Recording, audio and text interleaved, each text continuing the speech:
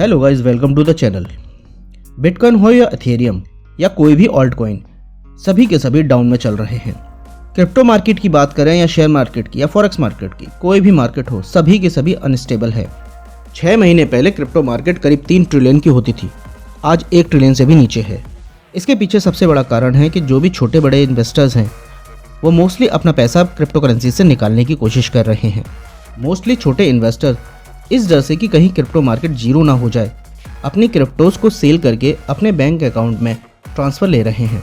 एक तरह से सोशल मीडिया और न्यूज़ चैनल्स ने इस तरह का फोमो क्रिएट कर दिया है कि क्रिप्टो मार्केट जीरो होने वाली है। हर कोई ग्लोबल सिचुएशंस, आर्थिक मंदी और इन्फ्लेशंस के बारे में बात कर रहा है। नो डाउट ये तीनों चीज़ें किसी भी मार्केट के स्टेबल और अनस्टेबल होने में बहुत सहायक होती हैं। हमारे देश के रिजर्व बैंक ने भी कहा है कि इन्फ्लेशन का असर सभी मार्केट में देखने को मिल सकता है। खासकर क्रिप्टो मार्केट की बात करें तो हमारे रिजर्व बैंक के गवर्नर और वित्त मंत्री दोनों ही क्रिप्टो के खिलाफ हैं। उनके प्रीवियस स्टेटमेंट को देखा जाए तो वे कभी भी क्रिप्टोज को सपोर्ट नहीं करते।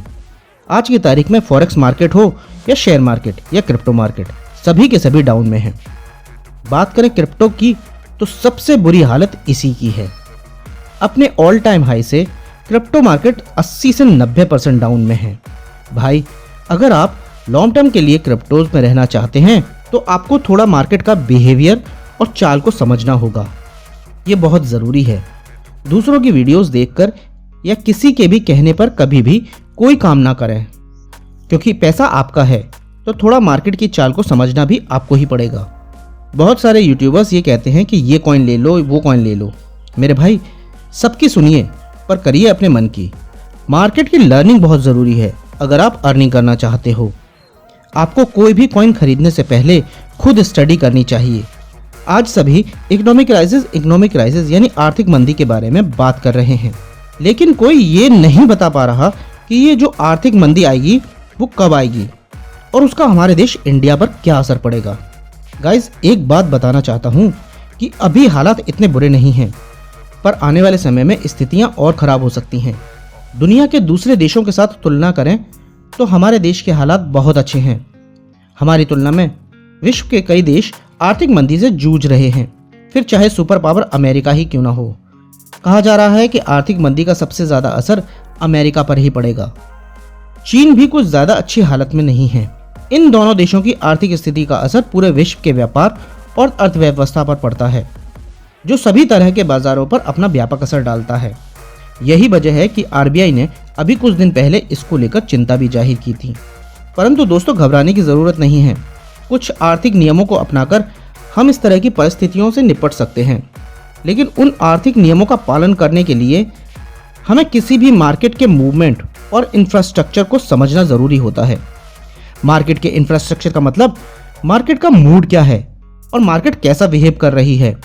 मार्केट का बिहेव मार्केट के मूवमेंट पर डिपेंड करता है। मीन्स मार्केट क्या कर रही है, कहाँ जा रही है, ऊपर जा रही है या नीचे जा रही है। और किसी भी मार्केट के ऊपर या नीचे जाने के लिए एक चीज़ जिम्मेदार है और वो है डिमांड एंड सप्लाई। मार्केट में बियर और बुल रन आने के लिए डिमांड एंड सप्लाई का बहुत बड़ा रोल होता है। इसे इस तरह से समझते हैं, डिमांड एंड सप्लाई किसी भी मार्केट, चाहे शेयर मार्केट हो या फॉरेक्स मार्केट या क्रिप्टो, किसी भी सेक्टर में डिमांड ज़्यादा होने पर अक्सर सप्लाई कम हो जाती है। जाहिर सी बात है कि सप्लाई कम होगी तो उस प्रोजेक्ट की डिमांड भी ज़्यादा होगी, और डिमांड ज़्यादा होगी तो खरीदार ज़्यादा होंगे। और जब किसी भी मार्केट में खरीदार डिमांड से ज़्यादा हो जाते हैं तो मार्केट हमेशा ऊपर की ओर जाती है। और इसी के उल्टा जब डिमांड कम हो जाती है तो सप्लाई अधिक हो जाती है, जिससे मार्केट में खरीदार कम हो जाते हैं और बेचने वालों की संख्या खरीदारों से ज़्यादा होती है, जिससे मार्केट नीचे की ओर जाने लगती है। और बस यही हो रहा है आजकल क्रिप्टो मार्केट में। मेरे भाई, यही समय होता है जब हम पैनिक में आकर या कहें कि मार्केट के नीचे मूवमेंट को देखकर परेशान होने लगते हैं और कहीं ना कहीं ये सोचते हैं कि ज़्यादा नुकसान ना हो। इससे अच्छा है कि हम नुकसान में अपने एसेट्स को बेच दें और कोई दूसरी एसेट्स या क्रिप्टो खरीद लें। यही गलती हम सब जाने अनजाने कर जाते हैं, जो हमें नुकसान में लेकर आने में जिम्मेदार होता है। अब बात करें कि इस परेशानी से कैसे बचा जाए, तो एक बात हमेशा याद रखना दोस्तों, पैनिक में ना आए। मार्केट में क्या हो रहा है उसे देखें, ऑब्जर्व करें, पर उसे देखकर कोई भी गलत डिसीजन ना लें। दूसरा ये कि अपने प्रोजेक्ट जिसमें आपने पैसा लगाया है उसे संभाल कर रखें। ये किसी भी मार्केट की नियमित चाल होती है, आज ऊपर तो कल नीचे, आज नीचे चल रही है तो कल ऊपर भी आएगी। और क्रिप्टो का रिकॉर्ड रहा है, जब भी बिटकॉइन की हाविंग होती है उसके बाद मार्केट ने अपना ऑल टाइम हाई जरूर लगाया है। फिर वो चाहे 2010 हो, 2014, 2017 या 2020, जब भी बिटकॉइन की हाविंग होती है उसके बाद मार्केट हमेशा ऊपर आया है। अगली बिटकॉइन की हाविंग 2024 में प्रस्तावित है। तो गाइज उसे ध्यान में रखें और मार्केट का आनंद लें, साथ ही साथ अपनी क्रिप्टोज को संभाल कर रखें। बिटकॉइन की हाविंग क्या होती है, अगर आपको ये नहीं पता तो उसके लिए मैंने एक डेडिकेटेड वीडियो बनाया है जिसका लिंक ऊपर आई बटन में आ रहा है, आप चाहे तो वहां से चेकआउट कर सकते हैं। अंत में गाइज एक बात और कहना चाहूंगा, अगर आप क्रिप्टो में पैसा कमाने के लिए आए हैं, कुछ अच्छा सोचकर आए हैं, तो अच्छा सोचकर अपने एसेट्स को संभाल कर रखें और लॉन्ग टर्म के लिए रखें। एटलीस्ट कम से कम 2025 तक तो रखें ही। मार्केट डाउन जा रही है तो जाने दीजिए, थोड़ा और डाउन जाएगी तो और जाने दीजिए।